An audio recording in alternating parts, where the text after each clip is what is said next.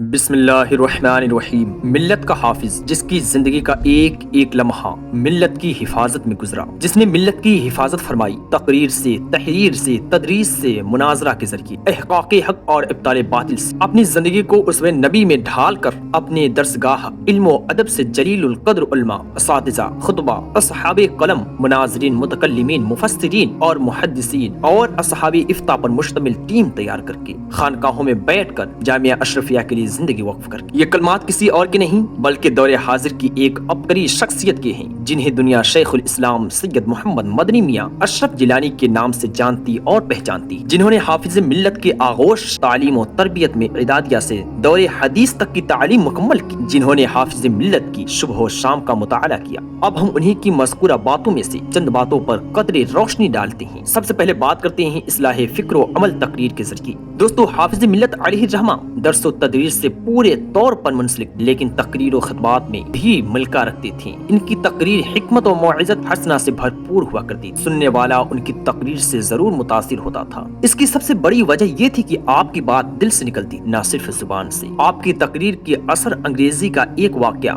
مولانا محمد علی فاروقی کی زبانی نظر قارئین ہے۔ 1983 میں رائے پور چھتیس گڑھ میں عید میلاد النبی کے جلسے میں آپ تشریف لے گئے۔ جلسے میں پڑھے لکھے لوگوں کا خاصا مجمع تھا، کئی غیر مسلم اسکالرز بھی تھے۔ آپ نے اسلام کی صداقت، قرآن کی حقانیت اور قدیم و جدید علوم کے نفع و نقصان پر نہایت پرمغفر خطاب فرمایا۔ تقریر کے بعد سارا مجمع آپ کی دست بوسی کے لیے ٹوٹ پڑا۔ اس وقت کچھ غیر مسلم بھی کنارے کھڑے حضرت کا دیدار کر رہے تھے۔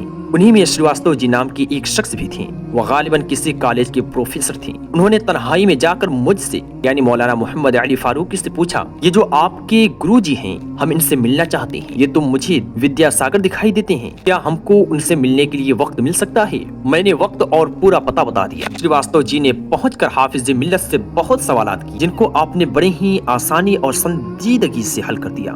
شریواستو جی اس سے بہت متاثر ہوئے اور فوراً آپ کے ہاتھوں پر توبہ کر کے دولتی ایمان سے مالا مال ہو گئی۔ ان کے ساتھی گنیش جی نے بھی اپنے گھر کے تمام افراد کے ساتھ اسلام قبول کر لیا۔ حافظ ملت نے ان کا نام بلال اور شریواستو جی کا نام نور محمد رکھا۔ کتاب کا نام حافظ ملت کا فیضان نظر۔ اکثر لوگوں کی نماز فجر قضا ہو جاتی ہے۔ اس سلسلے میں حافظ ملت نے کیا ہی خوبصورت انداز میں ایک جلسہ عام کو خطاب فرمایا۔ آپ فرماتے ہیں، ایک انسان جو کئی دنوں کا تھکا مادہ ہو اور اس کو کسی اچھے کمرے میں سلا کر ساتھ ہی یہ پیغام سنا دو کہ یہاں ایک سانپ بھی رہتا ہے، تو یقینی طور پر اسے سانپ کے خوف سے نیند نہیں آئے گی۔ جب سانپ کے خوف سے نیند اڑ سکتی ہے تو دل میں خوف خدا ہو اور نماز کے وقت نیند آ جائے، یہ عقل سے لگتی ہوئی بات نہیں۔ کتاب کا نام حیات حافظ ملت۔ اب بات آگے بڑھتی ہے۔ سورہ لحم میں تعریف رسول۔ میرے عزیز، ایک مرتبہ مبارک پور میں دیوبندیوں کا ایک جلسہ ہوا، جس میں ان کی ایک مقرر نے سورہ لحم کی تلاوت کر کے اس پر تقریر کی اور کہا کہ پورا قرآن حضور کی تعریف سے پر ہے۔ یہ بات غلط ہے، بھلا بتاؤ کہ اس سورہ میں کہاں حضور کا نام ہے اور اس میں حضور کی کون سی تعریف ہے؟ جس پر اہل سنت و جماعت کے لوگوں کو بڑا غصہ آیا۔ انہوں نے اس مقام پر دوسرے دن اپنا جلسہ رکھا، جس میں حضرت حافظ ملت بحیثیت خطیب مدعو تھیں۔ حافظ ملت نے بڑے مجمع میں دیوبندیوں اور وہابیوں کو چیلنج کرتے ہوئے اعلان فرمایا کہ پورے مجمع میں سے کوئی بھی وہابی دیوبندی کھڑا ہو کر قرآن کی کسی آیت کی تلاوت کر دے جس میں اس کو میرے آقا صلی اللہ تعالی علیہ وسلم کی توہین نظر آتی ہو، عبدالعزیز سی آیت کی روشنی میں 2 گھنٹہ اپنے آقا و مولا کی تعریف و توصیف بیان کرے گا۔ بار بار یہ اعلان فرماتے رہے مگر پورے مجمع میں سے کوئی کھڑا نہ ہوا، تو خطبہ مسنونہ کے بعد سورہ لحم کی تلاوت فرما کر تقریر کا آغاز فرمایا اور سورہ لحم کی روشنی میں حضور صلی اللہ علیہ وسلم کی تعریف و توصیف کے لعل و گوہر لٹاتے رہے۔ اسی طرح سنیت کا بول بالا اور وہابیت کا منہ کالا ہوا۔ اب بات کرتے ہیں غلطیوں پر ٹوکنا۔ کسی کو اس کی شرعی چوک پر اصلاح کی نیت سے تنبیہ کرنا امر بالمعروف کا ایک حصہ ہے۔ ایسے موقع پر عوام تو اصلاح قبول کر لیا کرتی ہے مگر خاص کو اصلاح کی نیت سے کچھ کہنا بڑا دشوار امر ہے، جبکہ خاص کو اس کا زیادہ حق پہنچتا ہے کہ اصلاح کو بلا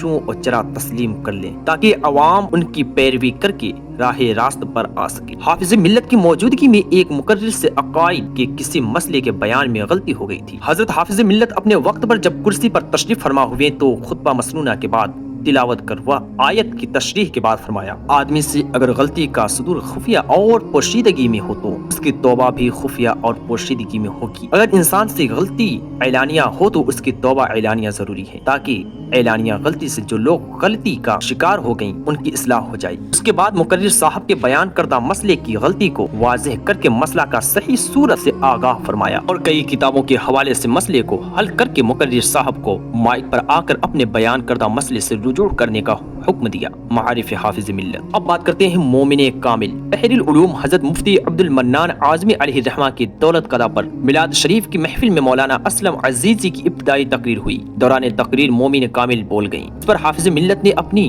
तकरीर में ईमान की वजाहत करते हुए फरमाया कि ईमान कामिल नाकिस नहीं होता बल्कि कमाल नुकसान मोमिन की सिफत है। बाबी इल्म में गलती हो जाना न कोई बड़ी बात है न ही कुछ ऐब, अलबत्ता गलती पर मिस्र रहना और इस्लाह कबूल न करना ये बड़ी गलती है। करते हैं तदरीस के जरिए इस्लाह फिक्र अमल। हाफिज मिल्लत ने अपनी पूरी जिंदगी खिदमत दीन में वक्फ कर दी थी, खुसूसन दर्स व तदरीस से हमेशा रिश्ता कायम रखा। जामिया में हो या कहीं सफर से आ रही हो, हर हाल में यकसा दर्स व तदरीस का फरीजा अंजाम देती रही। मर्ज के हालत में भी तदरीसी सिलसिला बंद नहीं किया और तालिबान उलूम नबविया को सैराब करते रहे, ताकि जिस दिन आपका विसाल हुआ उस दिन भी तलबा को बुखारी शरीफ का दर्स दिया। इसी तरह जिंदगी के आखिरी दिन तक आप तलबा के अमली और फिक्री तौर पर ज़हनी आबियारी फरमाते रहे। दोस्तों, सफर से वापसी हो या परेशानियां और उलझनों का सामना हो या राहत और सुकून की सांस, किसी भी हाल में हाफिज मिल्लत की अंदर तदरीस में जर्रा बराबर फर्क नहीं होता।